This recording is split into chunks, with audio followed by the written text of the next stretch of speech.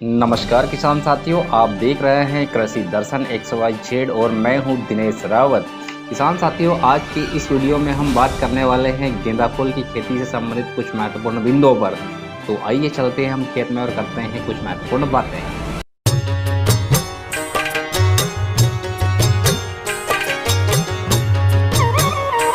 किसान साथियों, वक्त बदल रहा है और वक्त के साथ हमारी ज़रूरतें भी बदल रही है, जिसे पूरा करने के लिए हमें उन्नत किस्म की वैज्ञानिक खेती करने की ज़रूरत है, जिसके लिए आप गेंदा फूल की खेती का चयन कर सकते हैं। इससे खेतों की खूबसूरती तो बढ़ेगी ही, साथ साथ आपकी आमदनी में भी इजाफा होगा। गेंदा फूल की खेती के लिए सामान्यतः हल्की लाल, भुरभुरी एवं दोमट मिट्टी सबसे उपयुक्त मानी जाती है।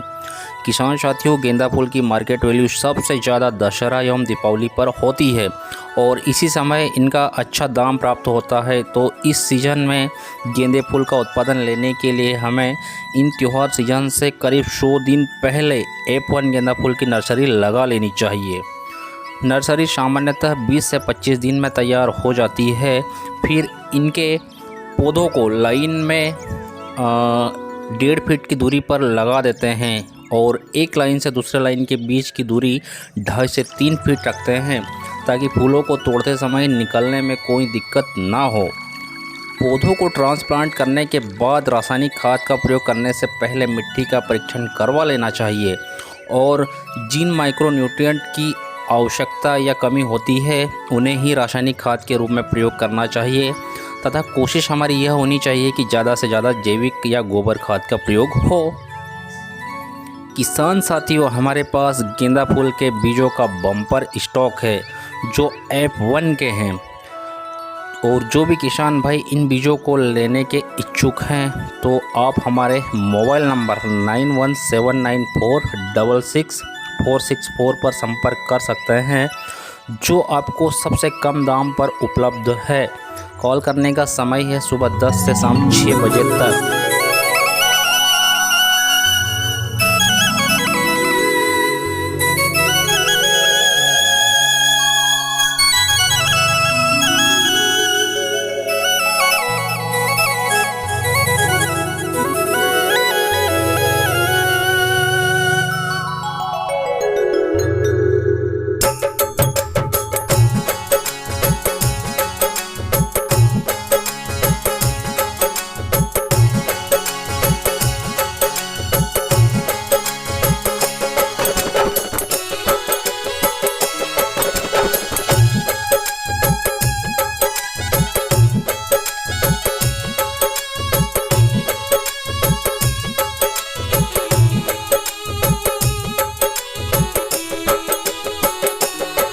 तो आइए किसान साथियों, आपको मिलवाते हैं हमारे एक किसान मित्र से जिनको गेंदा फूल की खेती किसानी का 30 से 40 वर्षों का लंबा अनुभव है, और सुनते हैं उनके श्रीमुख से कुछ खास संदेश। हरीश शर्पे जी, पूरी खेती के दौरान जैविक खाद या गोबर खाद का कितना योगदान है, कितना महत्व है?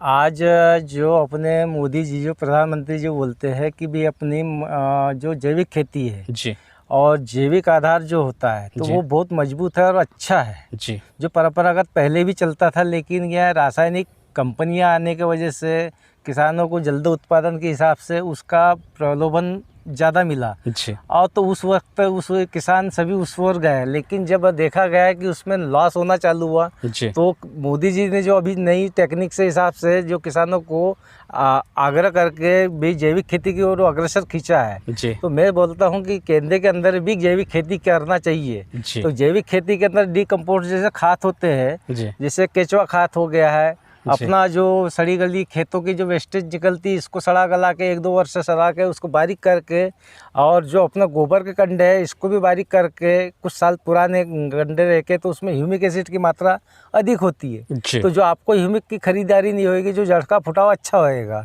और रही बात अपनी गोबर की, जो गोबर है अपना घरेलू, जो अपने जीव जंतु के जो अपने गाय बैल ढोर जानवरों के माध्यम से जो अपने को वेस्टेज मिलता है गोबर के रूप में, वो कम से कम 2-3 साल सड़ा हुआ चाहिए। तो सड़ा हुआ अगर गोबर खाद दिया जाए तो बहुत अच्छा गेंदा, इससे भी अच्छा उत्पादन रासायनिक से अपेक्षा जैविक में उत्पादन अच्छा मिलेगा। जी। और मैं कहना चाहता हूँ कि भाई और एक चीज़ की भी किसान अपनी मिट्टी परीक्षण करके ही अपनी खेत में क्या कमी है पहले वो सबसे पहले उपचारित करे जी। उसके बाद ही अपने जो रासायनिक है उसका कम उपयोग करे और जैविक का अधिक से अधिक उपयोग करे। जी।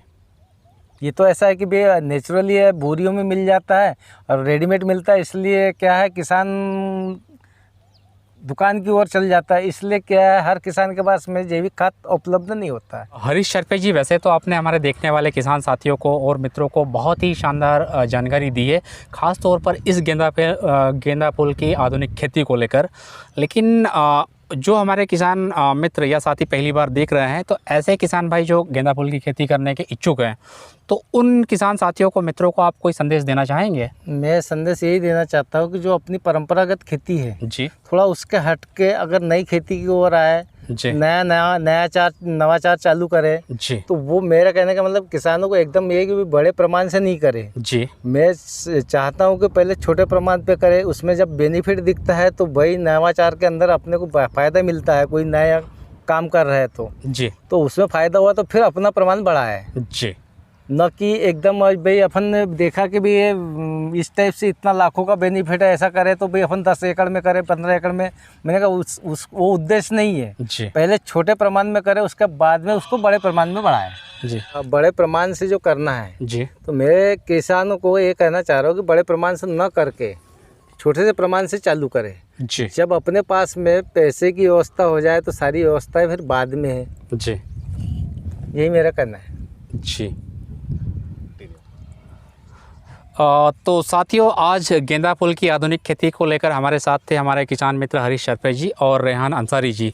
तो आप दोनों ने मिलकर हमारे देखने वाले चाहतों को, साथियों को बहुत ही अच्छी जानकारी दी है कि गेंदा फूल की खेती कब कब और कैसे कैसे की जाती है, किन किन बातों का ध्यान रखना चाहिए, इसका अधिकतम और न्यूनतम भाव क्या होता है।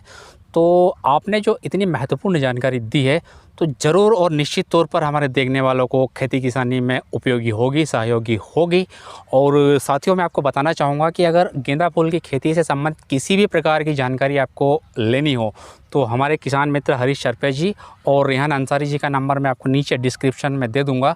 तो आप गेंदा फूल की खेती से संबंधित जानकारी ले सकते हैं बेझिझक, चाहे वो बीज से संबंधित हो या क्रय विक्रय से संबंधित हो। हाँ, लेकिन इसमें जब आप कॉल करते हैं तो समय का विशेष ध्यान रखें, क्योंकि ये भी किसान मित्र है, हम ही की तरह एक व्यक्ति है, तो रात के बेटाइम ना लगाएं। और आप दोनों किसान मित्रों ने, आप गुरु और शिष्य दोनों ने मिलकर हमारे देखने वाले को जो इतनी महत्वपूर्ण जानकारी गेंदा फूल की खेती को लेकर दी है, इसके लिए सभी किसान मित्रों की और किसान साथियों की ओर से आपका मैं बहुत बहुत धन्यवाद करना चाहूँगा। तो साथियों, अगर आज के वीडियो में हमारे द्वारा दी गई जानकारी आपको अच्छी लगी हो तो आप हमारे वीडियो को लाइक कीजिए, कमेंट कीजिए और चैनल को सब्सक्राइब कीजिए।